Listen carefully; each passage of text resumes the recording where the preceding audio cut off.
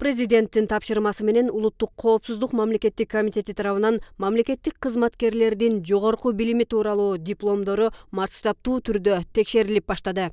Жогорку билими тууралуу документтерди мыйзамсыз даярдоо, жасалмалоо жана пайдалануу кылмыш жоопкерчилигине тартылат. Диплому жасалма экени далилденсе, мамлекеттик кызматты мыйзамсыз ээлегендигинин натыйжасында келтирилген зыяндын оорду толтурулат. Кимде ким өз ыктыяры менен жасалма диплому тууралуу маалымат берсе, кылмыш жоопкерчилигинен бошотулат жана анонимдүүлүккө кепилдик берилет. Ошондой эле башкалар тууралуу маалымат бергендердин да анонимдүүлүгү сакталат.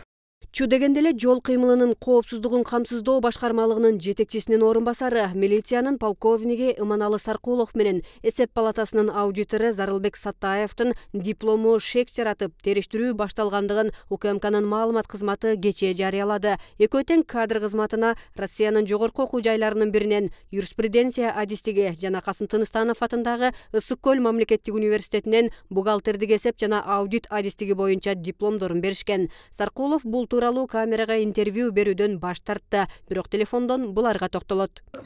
Ал боюнча мен териштиргендер уже докарса териштирип бүтүп анан кийин окончательный маалымат берилсин, ошону айтам. Өзүңүз ага чейин мындай ооба же жок деп эч нерсе айта албайсызбы? Ооба деп айта алам, мен 92-жылы бүткөнүм анык. Башка эч нерсе айта албайм.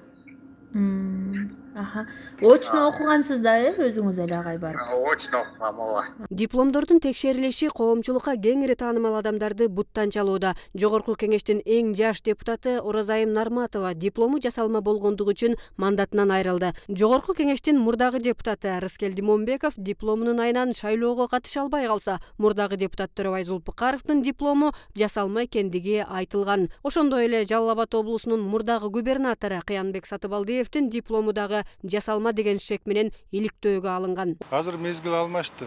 Азыр билимдүү адамдар, мекенчил, мамлекетчил, таза адамдар бийликке келиш керек. Эгерде диплом бар деп мамлекетте алдап, анан ошол жанакындай жалган диплом менен ишке келгендер эч качан мамлекетти жыргатпайт. Ошон үчүн буга чейин мамлекетти алдап сатып алган диплом менен эмгектенип келгендердин баарынан тазаланыш керек.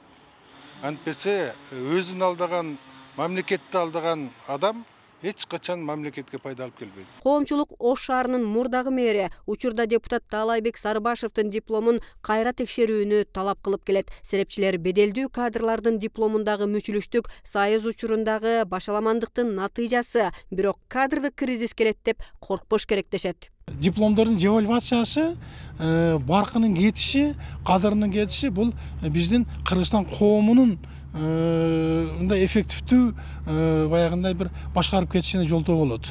Өмүрүндө 4 деген бааны албаган бала же кызыбыз келип алып министр болуп атпайбы? Ушунун баардыгы абдан чоң ушундай бир кайгыга алып келип коюшу мүмкүн. Башка маселе эми УКМК ушуну так даана чечеби? Же дагы оппозициядагы кишилерге өзүнчө, позициядагы кишилерге өзүнчө мамиле кылабы? Эгер андай кыла турган болсо, анда президент абдан чоң осал абалга алып келип коюштары мүмкүн да. Эптеп септеп окутту деген дипломду берген университеттин жетекчилери менен жеке менчик университеттин ээлерин жазалаш керек.